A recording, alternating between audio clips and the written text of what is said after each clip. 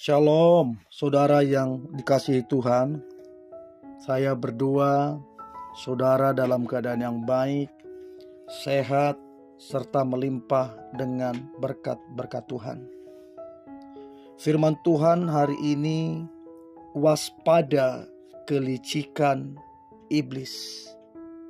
Dan sebelum kita mendengarkan firman Tuhan, mari kita berdoa. Terima kasih Tuhan Yesus atas anugerah-Mu, kasih-Mu. Kami ada sampai hari ini karena berkat Tuhan. Tuhan, urapi kami supaya kami mengerti firman Tuhan ini. Terlebih kami menjadi pelaku firman Tuhan. Supaya hidup kami diberkati dan menjadi berkat bagi banyak orang. Dalam nama Tuhan Yesus kami berdoa. Haleluya. Amin. 1 Petrus 5 ayat yang ke-8.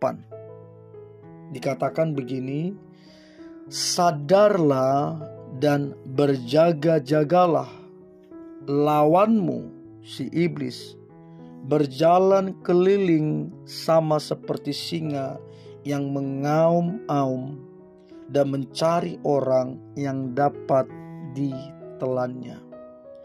Jadi dikatakan sadarlah dan berjaga-jagalah.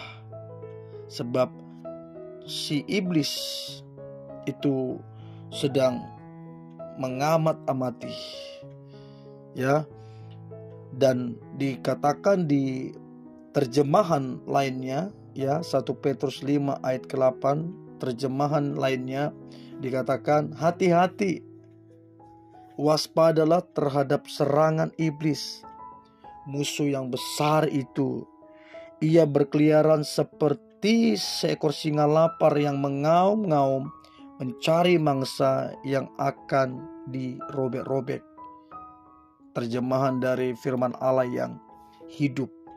Nah, kalau kita perhatikan jelas dikatakan bahwa iblis sedang berjalan keliling. Dia sedang keliling, saudara. Nah, kita harus waspada.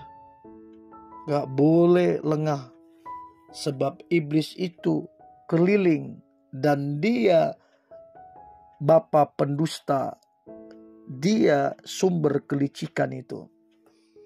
Berapa banyak orang terjebak di mangsa, bahkan tercabik-cabik karena tertipu atau masuk dalam jerat daripada kelicikan si iblis. Nah, kita sebagai umat Tuhan, untuk kita aman dalam perlindungan Tuhan, maka kita harus berlindung di bawah naungan Tuhan. Kita tidak boleh dikalahkan keadaan. Kita tidak boleh dikalahkan intimidasi. Supaya apa? Supaya kita berkemenangan. Iblis itu licik. Dia pintar. Dia sudah jauh hidup lebih lama daripada kita. Dan bahasa lainnya, dia sudah punya pengalaman.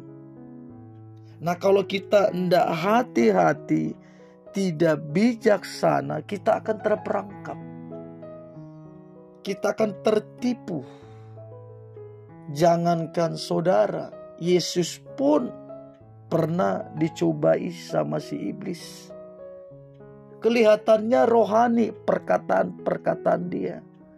Ubahlah batu ini menjadi roti. Lompatlah dari gedung ini, dari tempat tinggi ini, dari bait ini, maka malaikat akan menolong kau, menatang kau. Dia coba untuk mengelabuhi Yesus. Tapi Yesus menjawab dengan firman.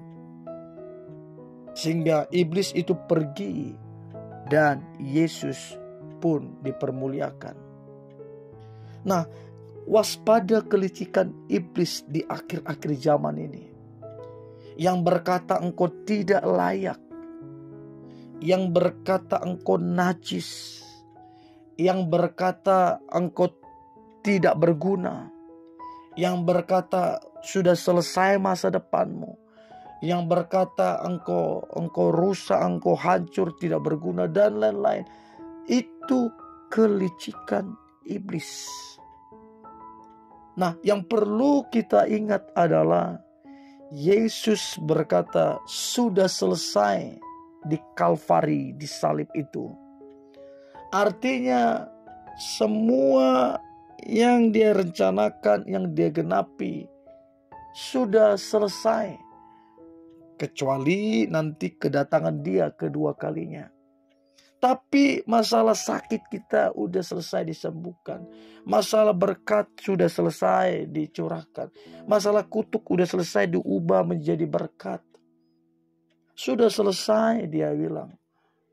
Untuk itu saudara, jangan hidup dalam intimidasi. Sebab iblis itu pintar. Pintar sekali untuk menggoyahkan iman orang-orang percaya. Bahkan kalau kita pelajari, rencana si iblis adalah mencabik-cabik orang percaya. Dengan segala cara memanipulasi dirinya seolah-olah benar perkataannya, padahal itu menyesatkan. Ya, untuk itu saudara, bagaimana caranya kita berkemenangan? Apa yang harus kita lakukan? Maka kita harus hidup dituntun oleh firman Tuhan. Ya, kita harus dituntun oleh firman Tuhan. Sebab firman Tuhan adalah jalan-jalan pelita bagi kita. Jadi waktu bilang iblis bilang masa depanmu tidak ada, maka kita bilang rancangan Tuhan adalah rancangan masa depan.